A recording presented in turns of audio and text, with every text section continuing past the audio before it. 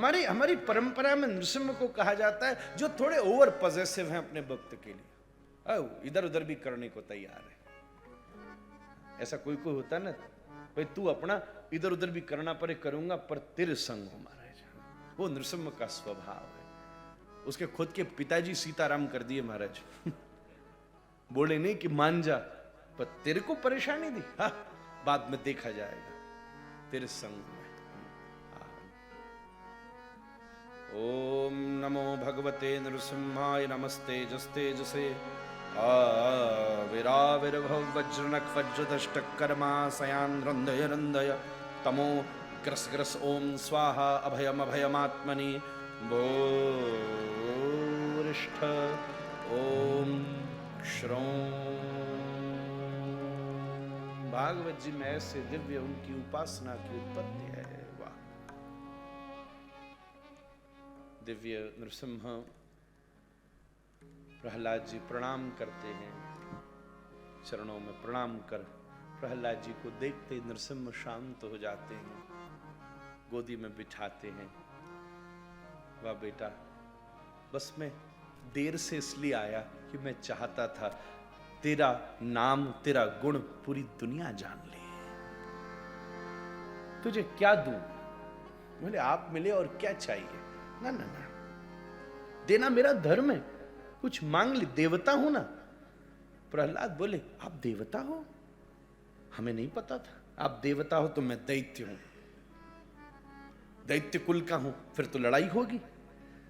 नृसिंह बोले बेटा ऐसे प्रमाद नहीं कर। अच्छा तू छोड़, तुझे कुछ नहीं चाहिए तो कम से कम दुनिया को तो बता दे मुझसे क्या मांगना चाहिए। हाँ अब कुछ कह सकता हूं। कामिनी नाम कामिनी शुयारती सा तुम्हें प्रदीयता। गोस्वामी जी ने यहीं से लिखा मानस के अंत में, कामिह नारी पियारी जिमी लोभी प्रिय जिमीदार। हे प्रभु, आप जब तक न मिलो आपको कामियों की तरह चाहूं, और आप जब मिल जाओ तो आपको लोभियों की तरह अपने दिल की तिजोरी में बंद कर दो।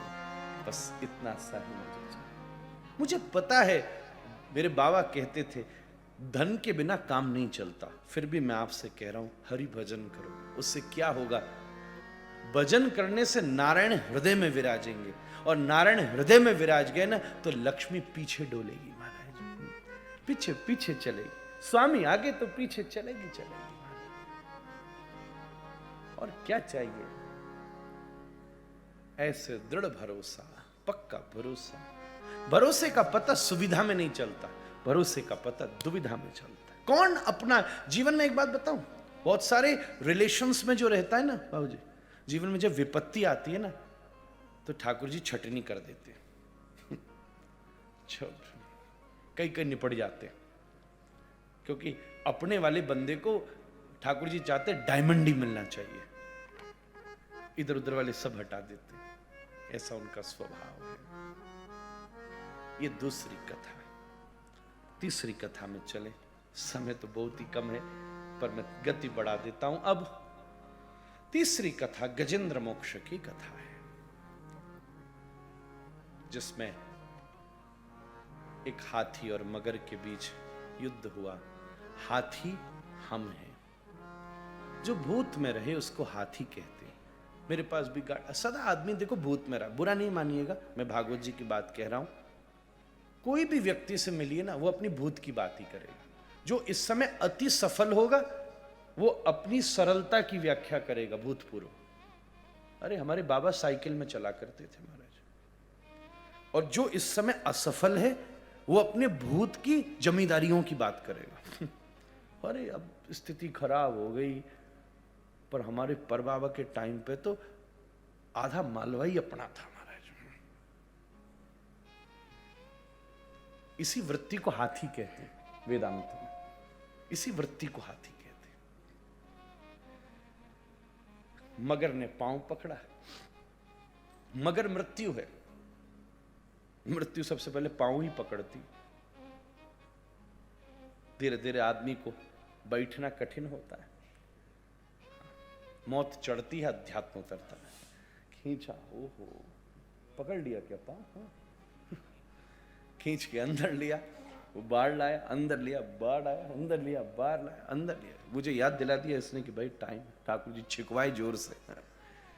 अंदर बाहर, अंदर बाहर, अंदर बाहर, युद्ध चलता रहा। हमारी श्वासों का युद्ध भी ऐसा ही है। You know experience death now, I can make you experience it now. अभी आप सबसे कहूं, सांस लीजिए, छोड़िए, लीजिए, छोड़िए, अब मत लीजिए, बस खत्म। सारी प्लानिंग जीरो, बस इतना ही है। जब सांस जाती है तो आप मौत के घाट पर होते हो, सांस आती है तो जीवन के घाट पर होते हो। ये युद्ध हाथी और मगर के बीच चलता जा रहा है। पूरा हाथी डूबा, इतनी सूंड बची। मृत्यु की शैया पर केवल छोटी सी बुद्धि चलती रहती है, शरीर नहीं चलता। सोच विचार बस वही चलते रहते हैं। लक्ष्मी ने एक कमल फेंका जो जाके हाथी की सूंड से टकराया। सदगुरु कोई ना कोई सत्संग का कमल फेंक देता है, और जब वो स्मृति में आकर प्रकट होता है तब ये हाथी पुकारता है, हे गोविंद राखो शरण, अब तो जीवन